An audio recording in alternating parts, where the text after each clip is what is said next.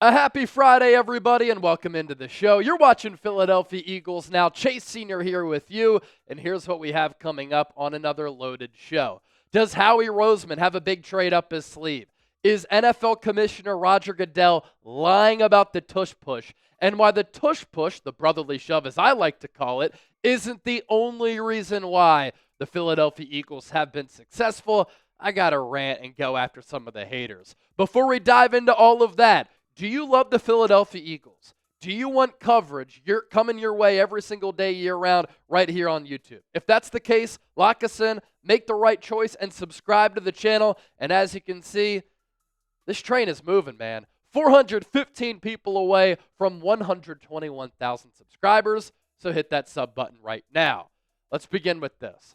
Does Eagles general manager Howie Roseman have an offseason trade up his sleeve? You think about his track record as a general manager, and you can never rule out him making an aggressive move to improve this club. And what we know with how Howie operates as a GM, how he conducts business, if the Eagles have a need, Howie will look into making a move. And Eagles owner Jeffrey Lurie deserves a lot of credit for being one of the more aggressive owners in football, who allocates a lot of financial dollars to improving his team and always giving Howie a runway to make the moves that he sees fit to make the Philadelphia Eagles the best football team that they can be. And we could spend a half hour dissecting all of the trades and all of the moves that Howie's been able to make as a general manager, but here, over the last few years, are some notable Howie offseason trades. He traded for CJ Gardner-Johnson right before the 2022 season. That move ended up being so beneficial for Philadelphia because they had a need at the safety spot, and CJ Gardner-Johnson was a great player for the Eagles that year. Then when he came back in 2024, the positional versatility, the ball skills, and the swagger, leadership, confidence, the tenaciousness that he brought this Eagles team, it did wonders for that defensive unit in 2022. Draft night of 2022, Philadelphia Eagles traded for A.J. Brown.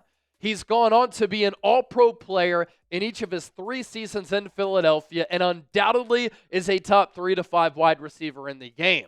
Eagles also traded for Darius back a few years ago. He turned out to be an All-Pro and Pro Bowl corner for Philadelphia. Huge in the locker room. An underrated move, trading for a player like Darren Sproles. And, of course, of note, multiple draft trades. And so we use all of that to segue to this. A lot of fans have been reaching out to me. I've seen you in the comment section, and I've seen a lot of people saying, Eagles might have a need at defensive end.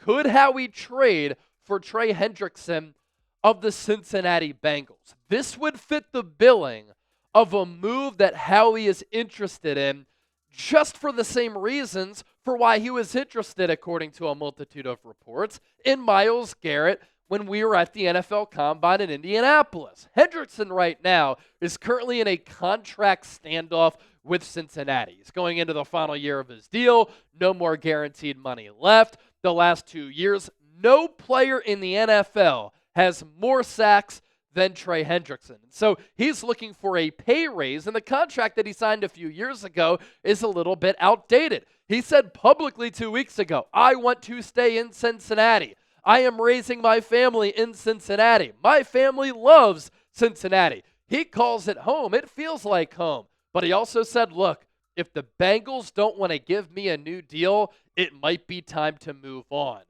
And of note, Joe Burrow earlier this offseason, great quarterback obviously for Cincinnati, pretty much strong-armed the Bengals front office, which historically has been very cheap, into paying Jamar Chase and T. Higgins. And good news for Philadelphia, the Bengals general manager, he doesn't operate like Howie Roseman. With how those contracts were structured, not really a smart avenue with the approach that they took with how those deals were put together, and they paid Jamar Chase and T. Higgins a bunch of coin. And it's funny because Joe Burrow used the Eagles as an example for why the Bengals, he thought, should go all in paying his top 2 wide receivers. Burrow said, the Eagles are paying everybody. That seems like the way. Whatever they're doing, we need to do. Joe Burrow also this week broke his silence on Trey Hendrickson, and he said this: we'll see what happens with that. You guys all know how I feel about Trey. He's a great player. I love Trey as a guy. He goes out there. He plays well every single Sunday. He's very productive. He's a guy that deserves to get paid and get paid what he wants and what the market is. So, like I said, we'll see what happens with that. But I love Trey, and I hope he's with us. So, with that, this is today's poll question. It is the pinned comment on today's Philadelphia Eagles. Now, I encourage you to let your voices be heard because you have a platform just like I do. Should the Eagles trade for Trey Hendrickson? Give me a T for trade or a P for pass.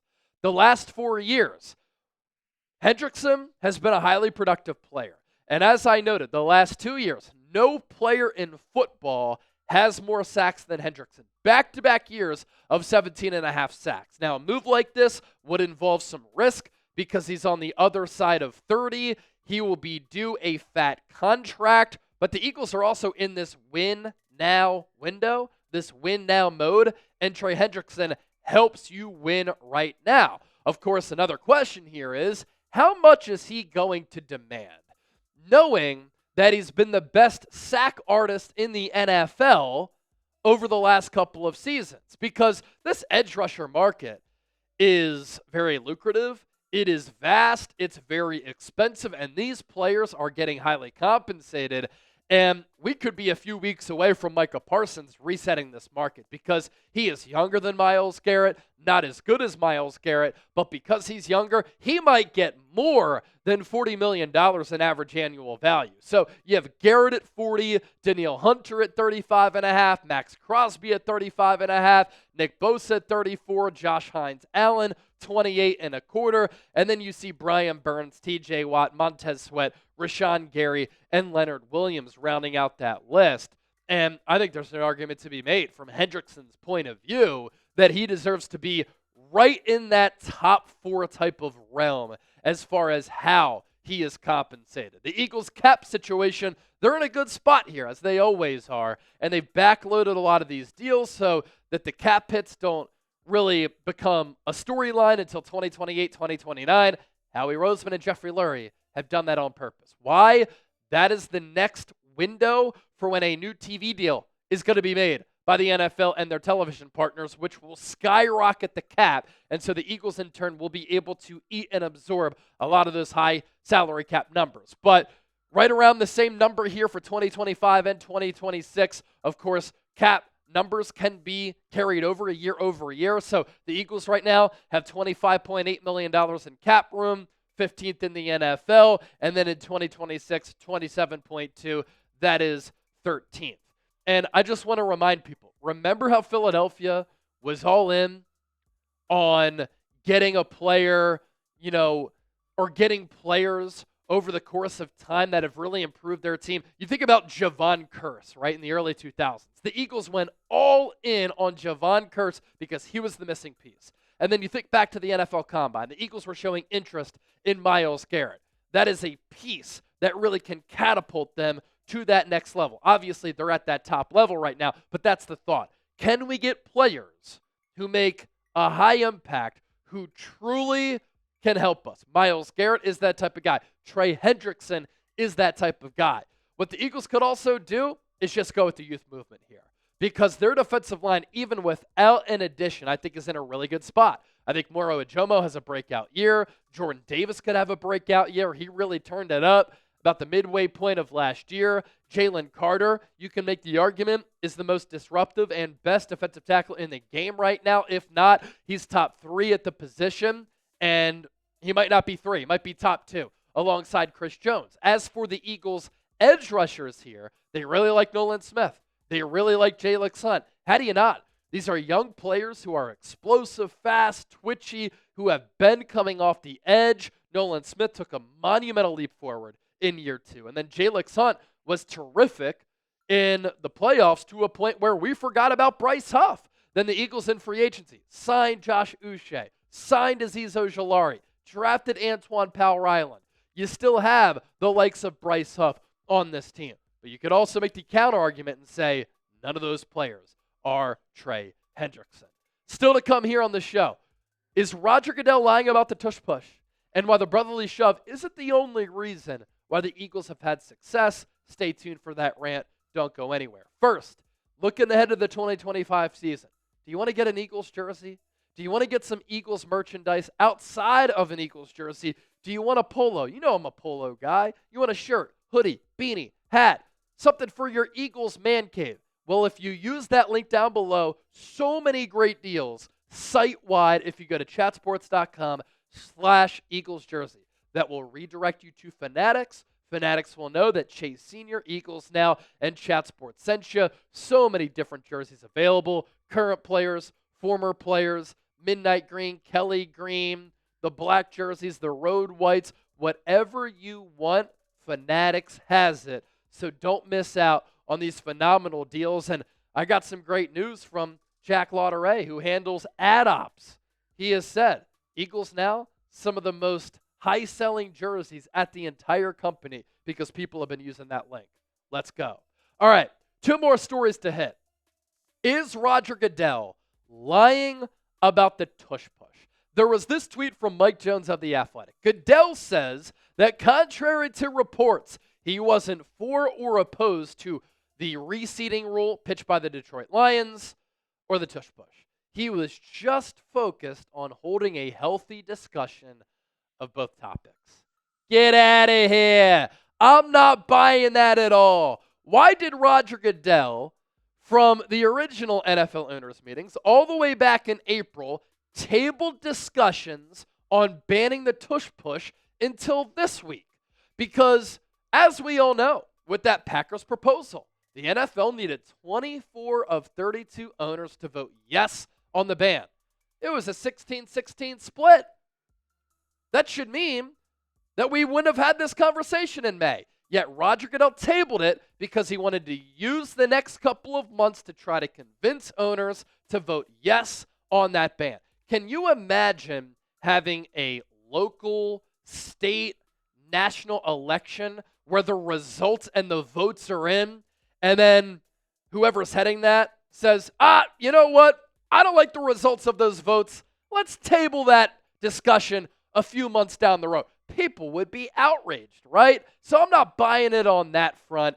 And of course, people will get butthurt about me making a political reference. It's a good reference in my opinion. Also, why did Roger Goodell go on television a couple of different times, basically saying that he didn't like the play, hinting that it's not aesthetically pleasing, saying that there are injury concerns, when his league conducted a study which showed this play doesn't result in any injuries? Why did Roger Goodell reportedly get the Green Bay Packers to be the sacrificial lamb in coming up with this proposal, according to reports, to take one for the team?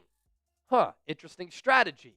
And why did Roger Goodell again mention that there are safety issues with this play when there have been studies conducted which have shown us there has been clear and profound data that the Tush Push and the brotherly shove doesn't prove to be a dangerous play? Why did the vote on Wednesday go to a separate room after the original discussions, where when this got moved into a separate room, only NFL owners were able to talk about this? Because Roger Goodell was probably trying to buy time and side-eye some owners saying, you going to vote for this play to get banned? Look, it's only the Philadelphia Eagles who have been able to master this play because they have the best offensive line in football and they have a quarterback who can squat 600 pounds. And you know what's been great about this week? Classic Philadelphia, baby. No one likes us, and we don't care. And this is yet another big win for the Philadelphia Eagles. A quick reminder, in addition to all of the Eagles content that I give you here on YouTube, I'm always talking birds on my social media pages and covering the NFL, covering the NBA. I'm well-versed, man. I like to talk about everything. So hit me up over there if you like the content right here at Chase_Senior on X and Instagram. Let's round out with this, and let's shut down some lazy narratives from the haters. The haters will say that the Philadelphia Eagles have only been successful because of the Tush Push. The brotherly shove, ladies and gentlemen, is unique and unique only to the Philadelphia Eagles. They have a massive, powerful, athletic, and dominant offensive line with a quarterback who can squat 600 pounds. That is why they've been so successful. And that is why other teams haven't run this play to the level of success that the Eagles have run it to. Also, another reason why the Eagles have been successful with this play. They practice and coach up the brotherly shove with a lot of specific details involved, a lot of effort, and they focus in on the intricacies and the nuances of this play. And why have the Eagles been successful in Nick Sirianni's tenure? It's not just because of the brotherly shove. How about this? The Eagles' running game has been one of the best in the NFL since Sirianni came to Philadelphia. You think it's a coincidence that Miles Sanders, DeAndre Swift, and Saquon Barkley have all had career years in an Eagles uniform? How about the Eagles quarterback, Jalen Hurts? He is a top 10 quarterback in the game. You can make the argument he's a top 5 guy. And how about how he's played in the biggest of games? Outplaying Patrick Mahomes in both Super Bowls. And he's dominated against arguably the best defensive coordinator in the NFL, outside of Vic Fangio, in Steve Spagnuolo. You know another reason why the Eagles have had success? I don't know. They have the best wide receiver duo in the National Football League with A.J. Brown and Devontae Smith, and their respective skill sets complement one another so well. And if Jalen Hurts sucks so much, why have they all had great careers up to this point in Eagles uniforms? The Eagles also have a top 10 tight end in the game in Dallas Goedert, who can block and is a very dynamic pass catcher. The Eagles in 2024 had the number 1 defense in the entire National Football League. Their general manager, Howie Roseman, he's the best GM in all of football. And the way that he's able to make the deals that he makes, there's a reason why he's so widely respected across the NFL and feared. And as far as the Eagles' team-building strategy, they draft and develop players arguably better than any organization right now among the 32 teams in the league, while managing the cap with great contracts that are team-friendly. And the Eagles are also one of the best coached teams in the NFL. And if you don't believe me, go back and watch the Super Bowl when Philadelphia thoroughly outcoached Kansas City. The Eagles were ready to play. The Chiefs were not. And as far as in-game adjustments went, Eagles had the edge there. If you enjoyed today's show, give me a Go Birds! EAGLES, Eagles. We say it all day, every day. Thank you so much for watching. We'll catch you next time here on Philadelphia Eagles Now. And as always, yeah, Go Birds.